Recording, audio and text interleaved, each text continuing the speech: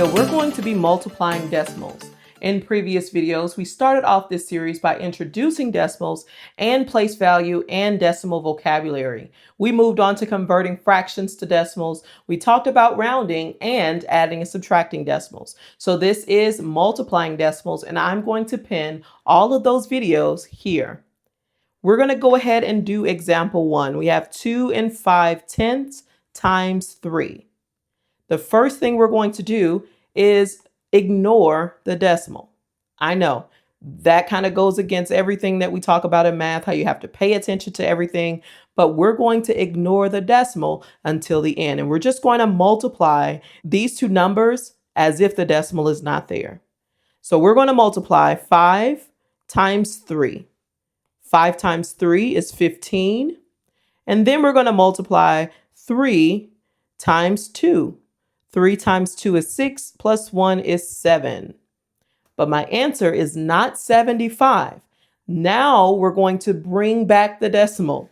We're going to count the number of decimal places in my first number, and then we're going to count the number of decimal places in my second number that I'm multiplying by.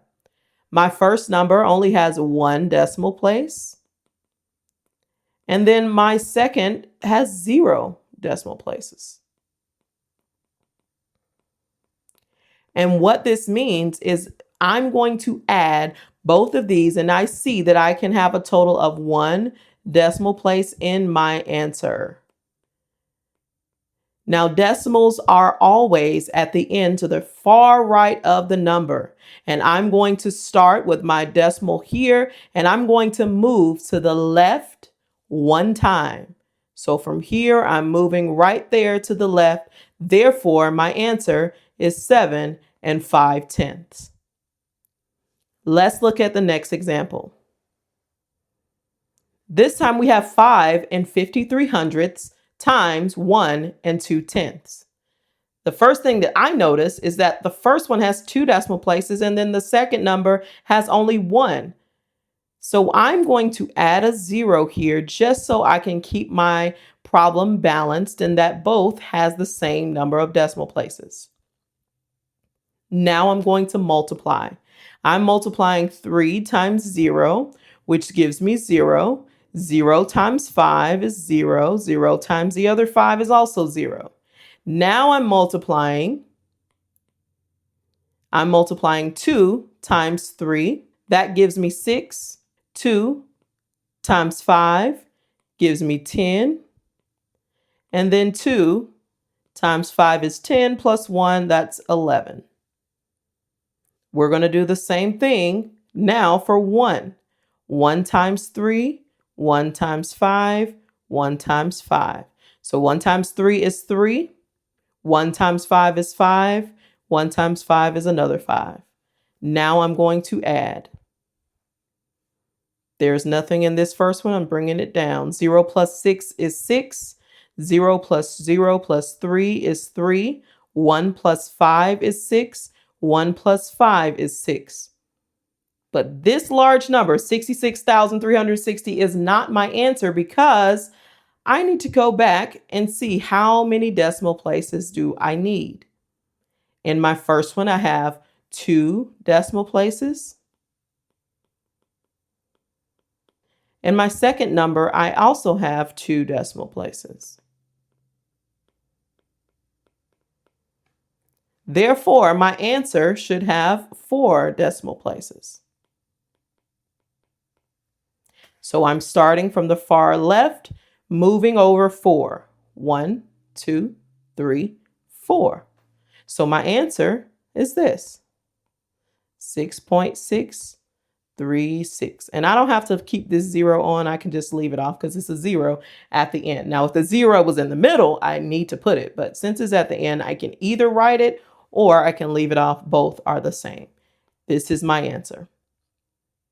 Let's look at another one.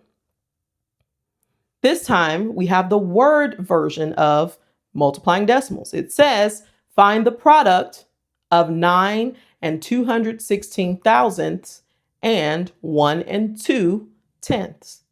Well, if we know we're talking about multiplying decimals, this word product also means to multiply. So I'm going to write my two numbers here, 9.216 times 1.2. I can either write it right here. If I want to line up my decimals, I can, or you don't have to, honestly.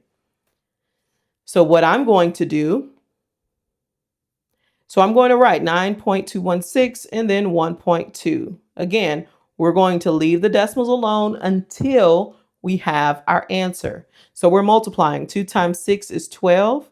2 times 1 is 2, plus 1 is 3. 2 times 2 is 4. 9 times 2 is 18. 1 times 6 is 6. 1 times 1 is 1. 2 times 1 is 2. 1 times 9 is 9. I'm going to add.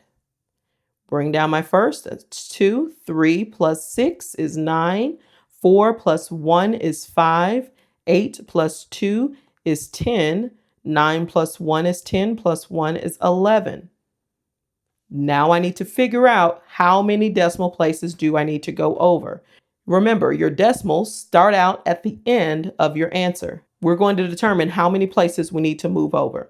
So we do that through our first one. We have 3 decimal places. In our second one, we have 1 decimal place. We're going to add those, and that means that I am going to use this to move over 4 decimal places in my answer. So starting from the far right, I'm moving over 4. 1, 2, 3, 4. Therefore, my answer is this. Now, remember in the last example, I said you didn't have to write the 0 because it was at the end. Well, I want to tell you that this 0 we have to write because it's in the middle of our answer. If it's at the end of our answer, we don't have to write that when we're thinking about decimals. But in this case, you do have to write the 0. So I don't want you to think that you don't have to write it, but you do. All right, this is our answer. Now, what if I asked you to round to the nearest hundredth? What would I do then? I would take my answer, see what's in the hundredths place, and then see the number that's beside it. That 9 tells the 5 to go up. So now my answer, if I round it, is 11 6/100. Now I want you to try one. I want you to pause the video, work through this problem, come back to the video, play it, and check your answers with mine. Go ahead and pause the video.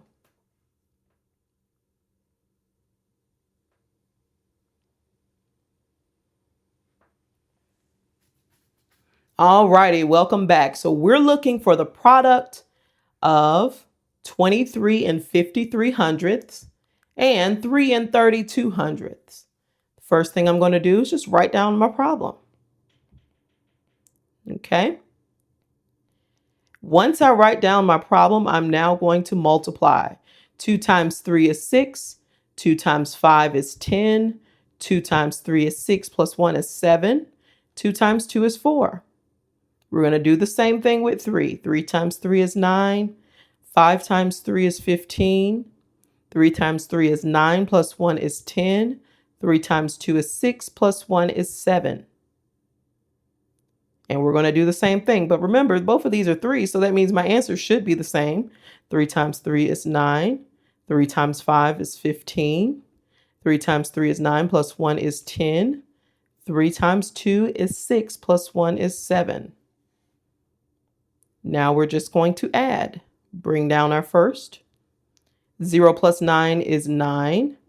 7 plus 5 is 12. 12 plus 9 is 21. 4 plus 5 is 9, plus 2 is 11. 7 plus 1 is 8, and then I have 7.